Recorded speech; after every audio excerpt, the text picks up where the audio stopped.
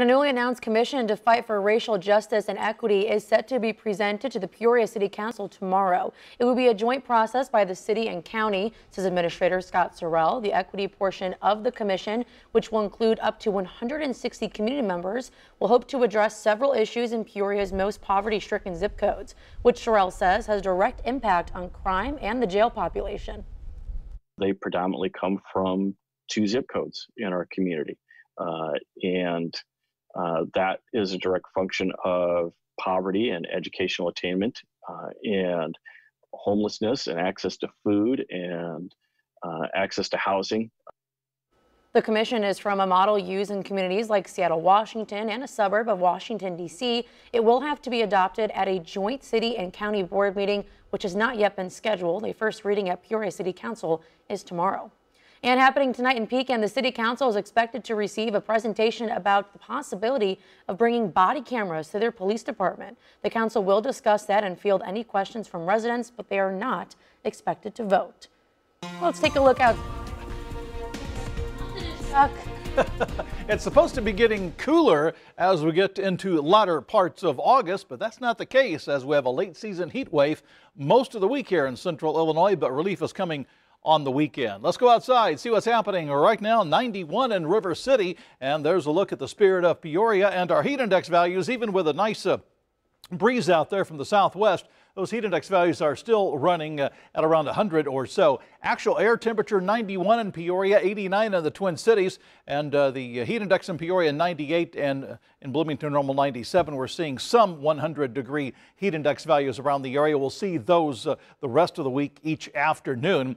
And as far as the comfort index is concerned, we're seeing dew point temperatures running 70 to 75 here this afternoon and all week long. So that's definitely in the uncomfortable category as we have summertime heat and humidity. It doesn't take, with low to mid 90s, doesn't take much humidity to really get those dew points going and the heat index going as well. So the wake up call in the morning will be in the low 70s as we spin the weather wheel into the mid 90s tomorrow afternoon. As far as sunshine is concerned, plenty of sun for most of the day, maybe a few clouds in the afternoon hours, but for the most part it'll be mostly sunny and maybe a bit hazy and humid out there. And the dew point temperature, yeah, the emojis say it all. Yeah, I got the mouth wide open there. Yeah, it's a frowny face day coming our way tomorrow and the rest of the week. There is some relief though by the weekend. I'll talk more about that in a couple of minutes. Back to you. Chuck, we're going to spin the political wheel because despite being a Republican, Ray LaHood maintains that Joe Biden is the best man for the White House. Ray LaHood served as U.S. Secretary of Transportation from 2009 to 2013 under President Barack Obama. LaHood says during that time he worked very closely with the former VP Joe Biden. And LaHood, while also a Republican, is critical of President Trump's response to the coronavirus, saying he looks for more leadership in this time of a global crisis.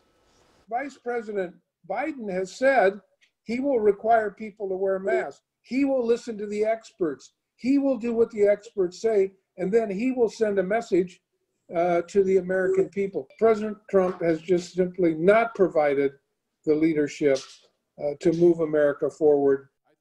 Ray LaHood says he is still a member of the Republican Party like his son, Representative Darren LaHood, but feels that Biden will show more leadership on transportation, the national debt, and the response to the coronavirus.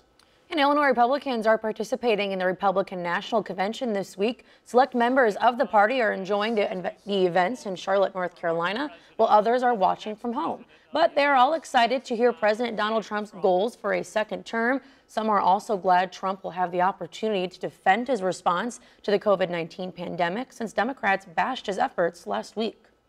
No president in my lifetime has shown more empathy with federal resources to assist people during this pandemic. So to say that the President of the United States has turned a blind eye on that is a complete lie. Senate Republican leader Bill Brady says Democrats should be more willing to work with the president to get more relief to help those suffering. He says Americans know the Trump administration is constantly working to re-engage the economy as safely and quickly as possible. And Republican members of Illinois Commission focused on ethics and lobbying are concerned that they have not met since March. While the COVID-19 pandemic halted in-person meetings for lawyers, the Republicans feel this commission has to get back on track.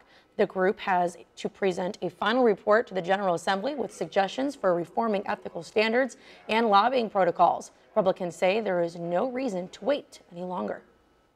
Despite the ongoing COVID-19 pandemic, an ethical cloud hanging over Springfield needs to be addressed, and our commission can do that in a safe manner. The silence coming from the Democratic leadership on this commission, Senator L.G. Sims and Leader Greg Harris, is unconscionable. It speaks volumes to where their priorities are.